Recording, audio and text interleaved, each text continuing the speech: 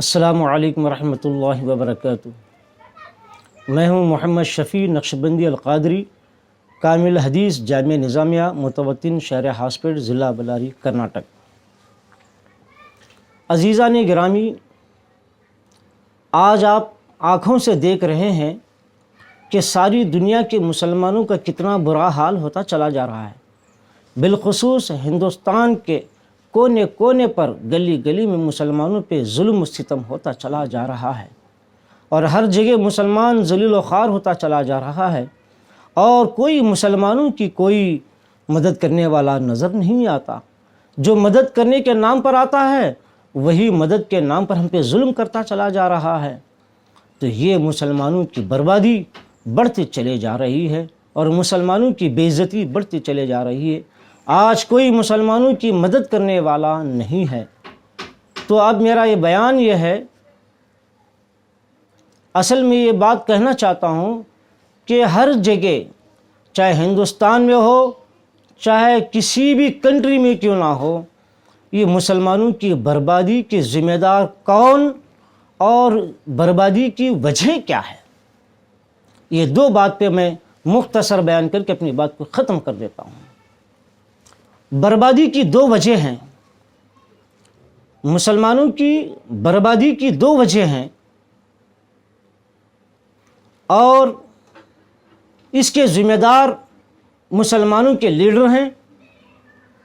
جو مسلمان جس کو ہم بڑے بنائے ہیں، چاہے وہ انجمن کا صدر ہو، چاہے وہ کسی کمیٹی کا صدر ہو، یا گاؤں کا صدر ہو، یا مسجد کا صدر ہو، یا کوئی بھی کیوں نہ ہو، جس کو ہم نے صدر بنایا ہے، اس کی کیا ذمہ داری ہوتی ہے؟ جو عوام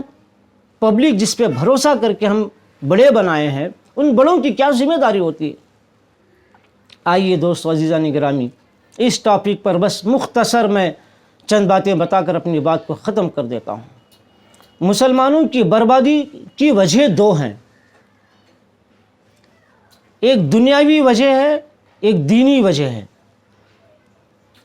دنیاوی وجہ یہ ہے کہ مسلمان برباد ہونے کی سب سے بڑی وجہ یہ ہے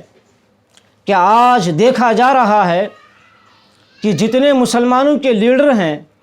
ان میں سے تھوڑے یا 50% ایسے لیڈر ہیں مسلمانوں کے جو اسلام کے دشمن کے ہاتھوں میں بک گئے ہیں اور مسلمانوں کو بھی بیچ ڈالے ہیں۔ جب تک کہ مسلمانوں کے لیڈر اسلام کی سچائی پر، مسلمانوں کے انصاف پر قائم اور ڈٹ کے رہے گا، قسم خدا کی کبھی مسلمانوں کی بربادی نہیں آ سکتی۔ آج کتنے ایسے مسلمان لیڈر ہیں جو اپنے سیٹ کے خاطر، بڑے عہدے کے خاطر، آگے بڑھنے کے لیے، پالیٹکس میں اپنا مقام بنانے کے لیے اپنے آپ کو بیچ دے رہا ہے، بلکہ مسلمانوں کو بھی بیچ رہا ہے، جس کی وجہ سے مسلمانوں کی بربادی 100% 100% یقینی ہے۔ جس دن تم اپنے آپ کو بیچنا چھوڑ دو، مسلمانوں کو بیچنا چھوڑ دو، تو انشاءاللہ مسلمان برباد نہیں ہوں گے بلکہ آباد ہو جائیں گے۔ یہ ایک پہلی وجہ ہے مسلمانوں کی بربادی کی۔ اور دوسری وجہ یہ ہے کہ آج ہر مسلمان کے گھر میں پریشانیاں بڑھتے چلے جا رہے ہیں، طرح طرح کے کئی پریشانیاں بڑھتے چلے جا رہے ہیں۔ تو اس بربادی کی دوسری وجہ یہ ہے کہ ہمارے گناہ، اتنے بڑے بڑے گناہ ہم کرتے چلے جا رہے ہیں کہ برسوں برس ہو گئے گناہ کرتے ہوئے، مگر اتنے برسوں میں کبھی بھی ایک دن بھی سچی توبہ کرنے کے لیے ٹائم نہیں ہے، اور سچی توبہ کرنے کا دل میں ارادہ نہیں ہے، اور گناہوں سے سچی توبہ کرنے کا ذرا بھی دماغ میں خیال نہیں ہے، اور گناہ بڑھتے چلے جائیں۔ جیسے سود، بیاج، انٹرسٹ مسلمانوں میں عام ہوتا چلا جا رہا ہے۔ حرام کا لقمہ، ایک مسلمان دوسرے مسلمانوں کا حق مارنا، ایک کی زمین ہڑپ کرنا، ایک کی جگہ کو ناحق طور پر ہڑپ کر کے کھا لینا،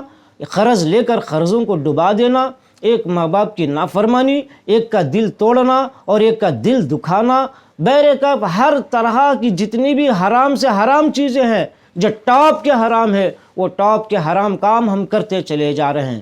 تو اللہ تعالیٰ کا وعدہ ہے قرآن پاک میں، اللہ تعالیٰ فرماتا ہے اے لوگو جب تک کہ تم توبہ نہیں کرو گے گناہوں سے تو تم پر یہ مصیبتیں دور نہیں ہو سکتی، تم پر اور تمہیں مصیبتیں میں ڈالتا چلا جاؤں گا۔ جس کی وجہ یہی ہے کہ جیسا کہ اللہ کے نبی صلی اللہ علیہ وسلم نے فرمایا، حدیث پاک میں آیا ہے، رسول اللہ صلی اللہ علیہ وسلم نے فرمایا اے لوگو تم گناہوں سے بچو اور توبہ کرو اور اللہ اس کے رسول کی باتوں پر چلتے رہو، اگر نہیں کرو گے تو تم پر ایک ظالم بادشاہ کو مقرر کر دے گا اور وہ ظالم بادشاہ تم پر ظلم کرتا رہے گا، تم کو تکلیفیں دیتا رہے گا، مصیبت پہ مصیبت ڈالتا رہے گا۔ یہ صرف گناہوں کی وجہ ہے۔ تو جو مسلمانوں کو جو بربادی آ رہی ہے وہ اپنے گناہوں کی وجہ سے بھی آ رہی ہے۔ دو وجہ ہیں، ایک گناہ زیادہ کرنے کی وجہ اور گناہوں سے توبہ نہ کرنے کی وجہ، اور اللہ اس کے رسول کی باتوں پر نہ چلنے کی وجہ ایک ہے، اور دوسری وجہ یہ ہے کہ بہت سے مسلمان لیڈر ہیں جو اسلام کے دشمنوں کے ہاتھ میں بک گئے ہیں اور مسلمانوں کو بھی بیچ ڈالے ہیں، جس کی وجہ سے مسلمانوں کی بربادی آتی چلے جا رہی ہے، اور اس کے ذمہ دار مسلمانوں کے لیڈر ہیں، اور وہ مسلمان جو گناہ کر کے گناہوں سے توبہ نہیں کرتے ہیں تو وہ ذمہ دار ہیں۔ تو میں اللہ تعالیٰ سے دعا کرتا ہوں کہ مولا پروردگار ہم تمام کو اسلام کی راہ پر چلنے کی توفیق عطا فرمائے اور اپنے حق کو حق کے طریقے سے ادا کرنے کی توفیق عطا فرمائے۔ وصلی اللہ تعالیٰ علی خیر خلقہ ونور عرشہ سیدنا محمد و آلہ وصحبہ وسلم برحمتک یا ارحم الراحمین۔